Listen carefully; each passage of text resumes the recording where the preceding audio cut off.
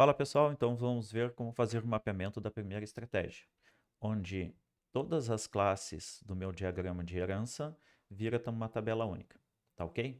Então vamos adiante aqui, eu já trouxe alguma coisa aqui no código, ó. Trouxe as classes, certo? Só não trouxe mapeamento ainda nas classes, então nós vamos fazer esses mapeamentos aqui no vídeo. Para ganhar tempo de vídeo, eu já adiantei aqui o serviço de criar as classes e colocar os atributos dentro. Bom, primeira coisa que nós temos que fazer é anotar aqui em cima com o @entity. Isso nós já vimos, né? E o @table, se nós queremos dar um nome para essa tabela na nossa base de dados. Vamos nomear a nossa entidade, JPA, e aí vamos dar um nome, o mesmo nome da classe, certo? Bom, poderia ser um alias, né, pessoal? Já vimos isso em vídeos anteriores. Vamos adiante. Name da nossa tabela, submissões, certo? Sem o acento aqui, pessoal, vamos tentar evitar trabalhar com caracteres que não são ESC2. Bom, o que mais? Está marcando aqui a IDE, que falta eu colocar o identificador. Então, vamos colocar aqui o @id, em maiúsculo, né?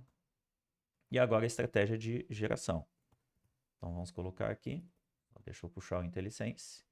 Ele já está perguntando ali qual estratégia que eu quero usar. Então, vamos colocar a estratégia. E agora aqui eu digo qual que é essa minha estratégia. Então, a nossa estratégia aqui é Identity, né? Então, ele já trouxe ali no IntelliSense, então já preenchi. Esse aqui vai ser o nosso campo identificador e a estratégia de geração autoincremento, só para lembrar vocês. Beleza. Nessa altura dos vídeos, né, vocês já estão acostumados com isso. Antes de eu fazer uma nova marcação para identificar a nossa herança, vamos resolver a questão aqui do situação. Situação, pessoal, é um enumeration. Como é que a gente tinha resolvido no vídeo anterior? Bom, a gente via, anotava aqui como enumerated. Então, vamos colocar aqui, certo?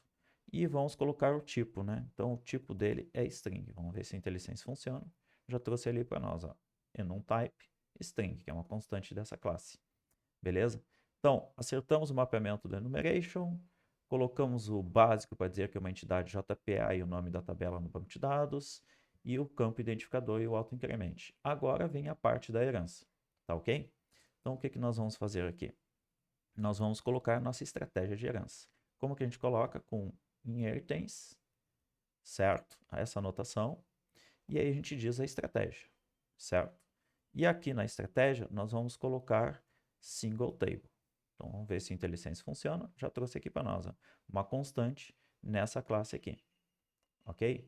Então, isso daqui, pessoal, é que vai fazer com que todas as classes pertencentes à relação de herança que eu tenho aqui, que é submissão é a superclasse, artigo, minicurso e palestra são as subclasses, ou seja, submissão é o caso genérico, artigo, minicurso e palestra são os casos específicos, ou seja, tem uma relação de herança entre submissão, artigo, minicurso e palestra, certo?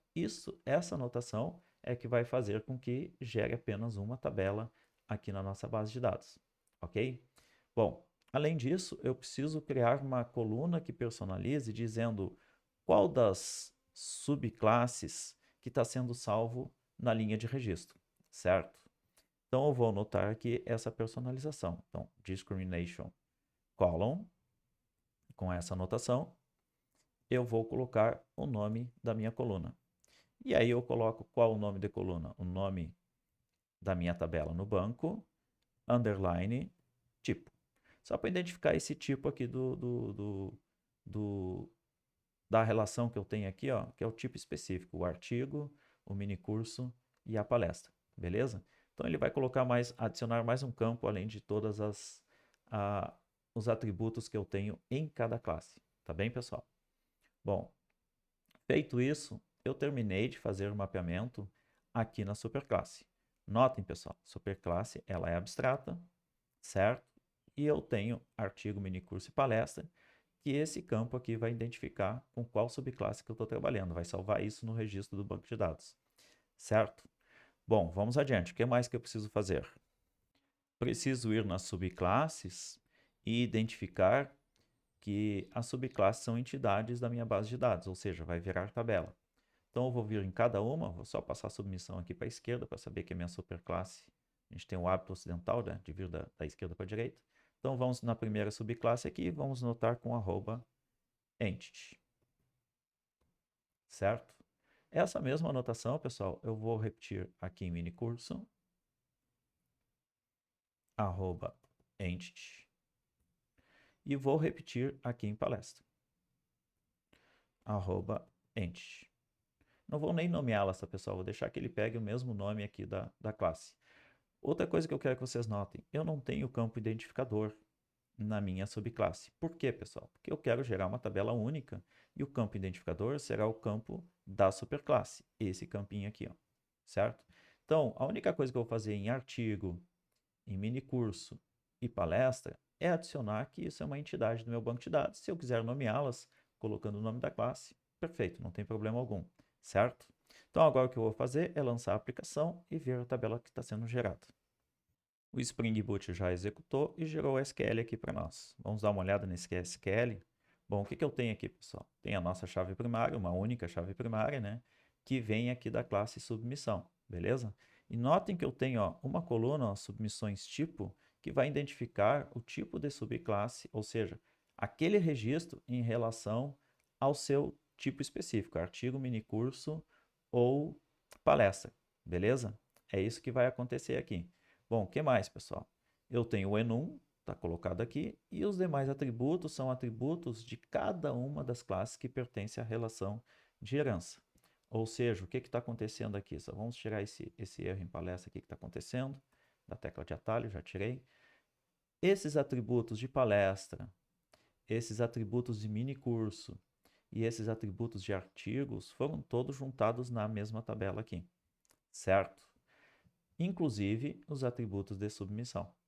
Então, só vamos passar aqui para tirar esses erros do IntelliSense aqui. Vamos ver a tabela aparecendo aqui. Deve ter uma tabela submissões aparecendo para nós. Vamos deixar ele terminar de executar e voltamos aqui. Carregou a tabela, pessoal. Aqui está ela, submissões. E aí, se eu abro, vamos dar uma investigada. Podemos tirar aqui o SQL, né? São 13 colunas, né? 1, 2, 3, 4, 5, 6, 7, 8, 9, 10, 11, 12, 13, 14, 15, 16. Opa, mas tem 16 e aqui deu 13. É que tem colunas, pessoal, que está repetindo o nome. Então ele identificou isso quando fez o mapeamento e não repetiu o nome quando criou a tabela aqui, certo?